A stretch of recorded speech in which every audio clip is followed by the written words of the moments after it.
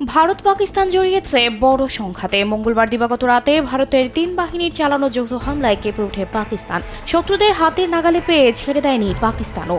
দুই দেশই দাবি করছে একে অপরকে ঘায়েল করেছে তারা। এর জেরে আবারও ভারতের পাঞ্জাবের অমৃতসরে ব্ল্যাকআউট প্রোটোকল গ্রহণ করা হয়েছে। বুধবার মধ্যরাতে সেখানে বিস্ফোরণের শব্দ শোনা যায়। এর কিছুক্ষণ পর অমৃতসর বিভাগীয় প্রশাসন সেখানে ব্ল্যাকআউট শুরু করে। বার্তা সংস্থা ANI মাইক্রোব্লগিং সাইট এক্সে এক পোস্টে জানিয়েছে, সর্বোচ্চ সতর্কতা নিয়ে অমৃতসরের বিভাগীয় প্রশাসন আবারও ব্ল্যাকআউট শুরু করেছে। তারা সবাইকে ঘরে থাকতে বলছে, সঙ্গে আতঙ্কিত না হতে, বাড়ির বাইরে জড়ো না হতে এবং ঘরের সব লাইট বন্ধ রাখতে অনুরোধ জানিয়েছে।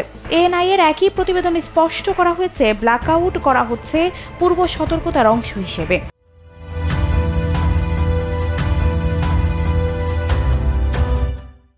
সেখানে পাকিস্তানের সেনাবাহিনী বা সেনারা হামলা চালিয়েছে এমন কোনো তথ্য পাওয়া যায়নি। তবে ভারতীয় সংবাদ মাধ্যম নিউজ 18 জানিয়েছে, অমৃতসর বিস্ফোরণের শব্দ শোনার তথ্য পাওয়া গেছে।